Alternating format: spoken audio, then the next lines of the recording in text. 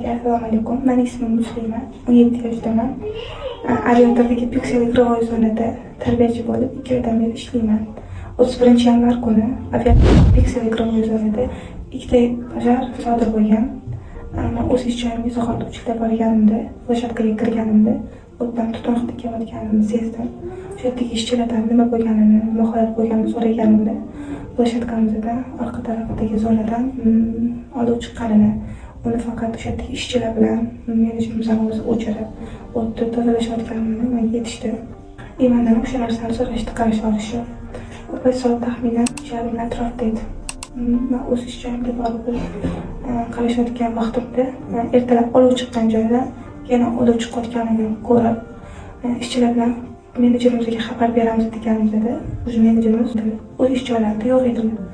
Biz ishchilar bilan vahimaga tushib nima qilishimizni bilmasdan bolalarni chiqarishga harakat qildik, chunki o'sha kunning o'zida plashatkada 100 tadan o'sha bolalar yonimizdagi restoranda tug'ilgan kun bo'ldi. O'sha sababdan ishchilardan tashqari hech kimga xabar berilmagan. Keyin yong'in kuchayotgan momentda biz ota-onalarni chaqirib, bolalarni chiqarishga harakat qildik. Bolalarni chiqarganimizdan keyin tez yordam o't o'chiruvchilar ham shu vaqt orasida yetib kelib, ichkarida qolib ketgan bolalarni o'z ota-onasiga topshirib, birinchi yordam ko'rsatishdi.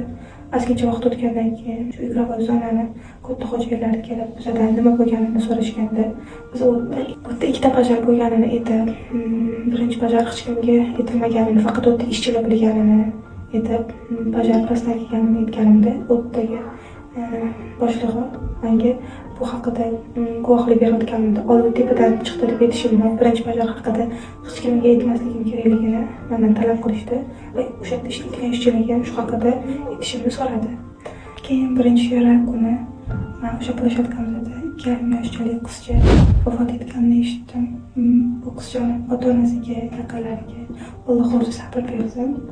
Men o'sha plashatkada ishlaganim uchun ham o'zimni qisman aybdor deb his qilib, shu videoni hozir yozyapman. O'ylaymanki, o'sha ertalabki birinchi pajar hammaga ertalab ogohlantirilganda, balki bu holat bo'lmasligi mumkin edi deb o'ylayman. Va bunda barcha javobgar insonlar qonun oldida to'liq javob berishini xohlagan bo'lardim va faqatgina adolat so'ragan bo'lardim. Hammaga rahmat.